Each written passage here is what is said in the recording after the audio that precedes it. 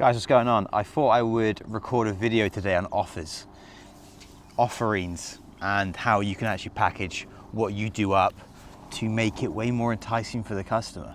Because most of you are probably stuck around, between 3 and 10K, and you're really struggling to break out of that. And it's quite simple why it is. So like the first rule of business, the first thing you need to fix is client acquisition.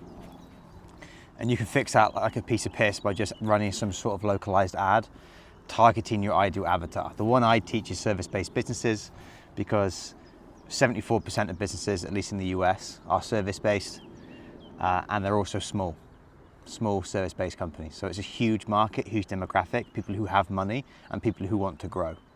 So it ticks a lot of the boxes to begin with. By the way, I've took you to a place nearby my house. Awesome view. And this is England right now, and it's sunny, which is, well, fucking rare. So offer is really, it's going to do a lot of things for you. Now, this was like first coined by a guy called Dan Kennedy, one of the marketing greats.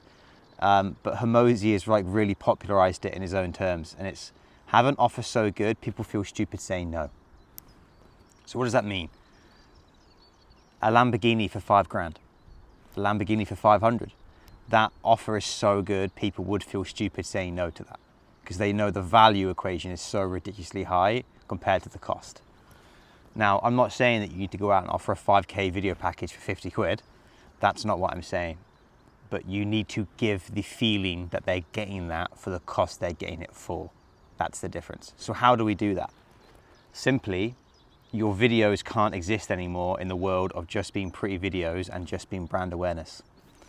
And I'll tell you a story about how I came to that conclusion and how much that's been playing on my mind the last probably 3 years. And it's this. I was talking to a client. We had just pitched a video retainer, a content retainer. And it was at like, I think we quoted like 6 grand a month. So it was like, what's that? 72 grand a year, pounds. So you're pushing about a 10K USD retainer per month. So it's some, a serious retainer, right? And I'd sold other retainers at that cost, or a bit higher, a bit lower for content before. And something really interesting happened with this conversation, with this pitch. And it was, Ben, this is great. All this content sounds amazing. We were doing long form, short form, brand awareness, all this sort of stuff. They were like, but what's it going to do?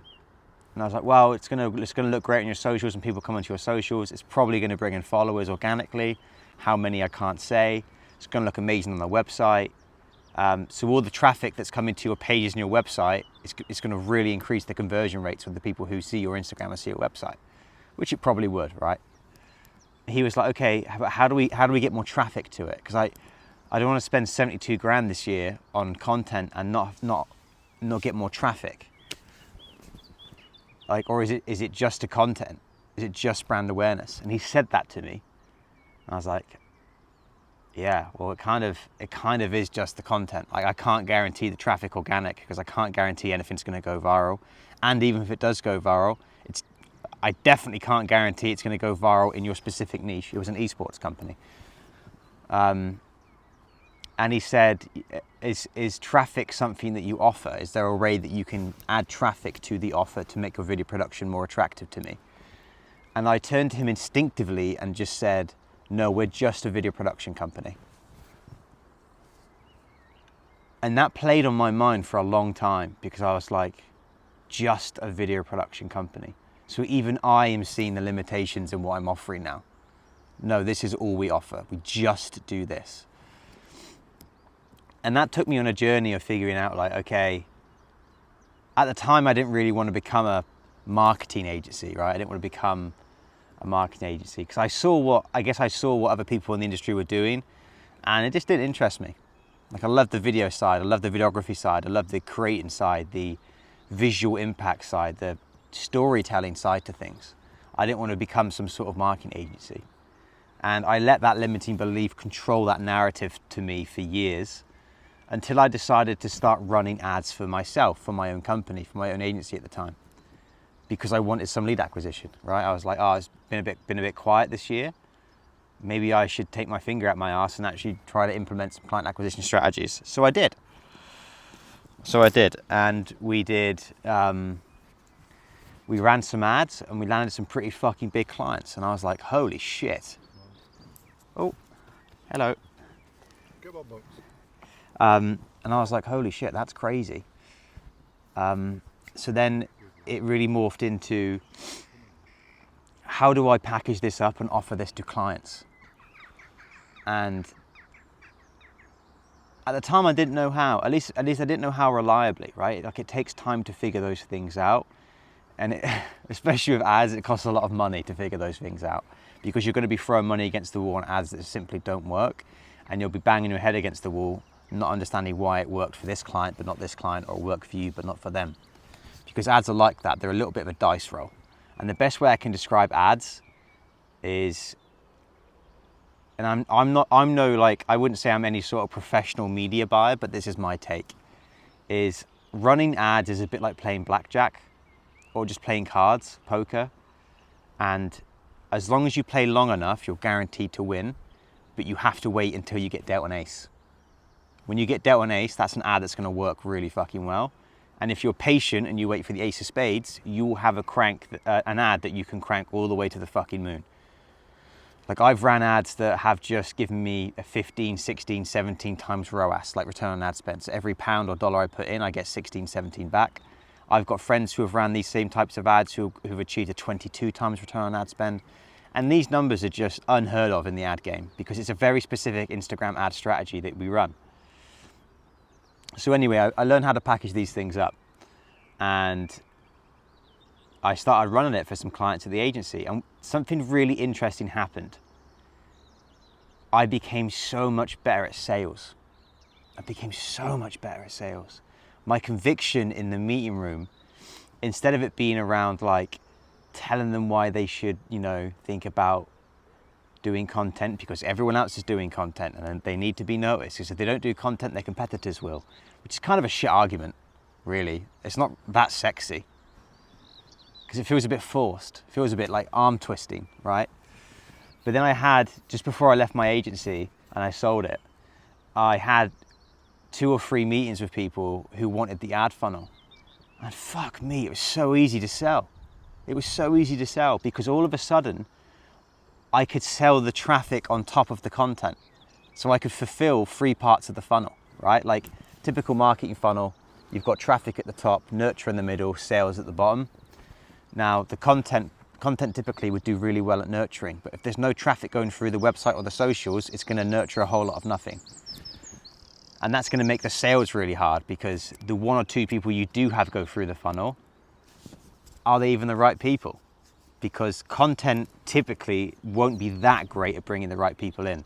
That's what the ad's amazing at. It will bring the right people in, and the content nurtures them. And then the sales become a piece of piss, because what you're selling to them makes complete sense. But I remember being in a business meeting with an estate agent just before I sold my agency, and I was pitching him the retainer model. God, how much was it? It might have been like 15K for 3 months, something like that, 10K for 3 months. I can't quite remember in pounds. And I remember them saying like, oh, this is quite expensive. And I was just like, is it? Like, we're targeting landlords here, and these landlords, like the whole offer was to attract landlords in to this estate agent and to list their properties with the estate agent. And the estate agents would get 10% of the rent across a year, which typically in Swindon area would be around £1,300, £1,400 a year. So, and landlords would sign for 12 months at a time. So it was really like, okay, we can run this campaign for like 10K for 3 months. All we really have to do is land 8 landlords for you to get your ROI, plus the ad spend. So let's just say 16 landlords over the course of 3 months. And he was like, how confident are you in doing that? And I was like, very, very, very fucking confident. Like, there are landlords out in Swindon and the surrounding area who are probably pissed off with other estate agents that they work with, or don't have one, or are looking to get one. And we just need to be the best known to do that. We just need to be known to do that. And the only way we can do that realistically is we either do some insane PR stunt, which doesn't really guarantee it anyway, or we run ads. And I remember every single objection they had came down to cost. And mine just came back to, you have to spend the money to make the money. You have to spend the money to make the money. And I had so much conviction in that meeting, so much conviction. And this is now what I teach my guys in the program and videographers in the program, is that you're amazing at what you do, you're amazing at the content side of things, but you need to have the traffic. Because if you don't fix the traffic, you're just going to be competing with every other videographer out there who's offering content packages, content retainers, which isn't doing a whole lot for the company or for the people who need it. And that's where you're going to run into the most problems, and that's probably why you think the market's saturated. Because it's, in a sense that it is, because you have so many videographers who are offering the exact same things. And truth be told, how can you compete with that? You have to add more value. You have to add more value to your offer and what you're offering. And I think the ads are the best way to do that. And the great thing about the ad funnel that I teach is it's really fucking simple. It's not rocket science. You don't have to become a whiz kid ads manager like you did back in the day. You just kind of need to understand 4 or 5 metrics, like cost per profile visit, the conversion rate on the follower from profile visit, your total ad spend, and then lastly, the quality of the followers. Once you get all 4 of those dialed in, it's pretty much smooth sailing. You can I have clients who make 1 ad, they never make an ad ever again because the first ad just works. And it's as simple as that. But yeah, this is what I'm trying to say, guys. If you add ads to your repertoire, if you add ads to your offer, you take it from a nice to have to a must have. You take it from an offer that's pretty good. They can probably get cheaper elsewhere, not necessarily better, but cheaper. That's kind of what clients care about a lot more of the time. But if you have ads to it, you're going to have an offer that's irresistible because all of a sudden you're going to be getting results for your clients. And if you can get results for your clients using video with an ad, you can crank that all the way up to 100K a month. And I'm not just saying that. I know people who have done it. Now myself and my agency, I think our highest month was like 67K. And we had a run rate of, I think our biggest year was around 500K USD.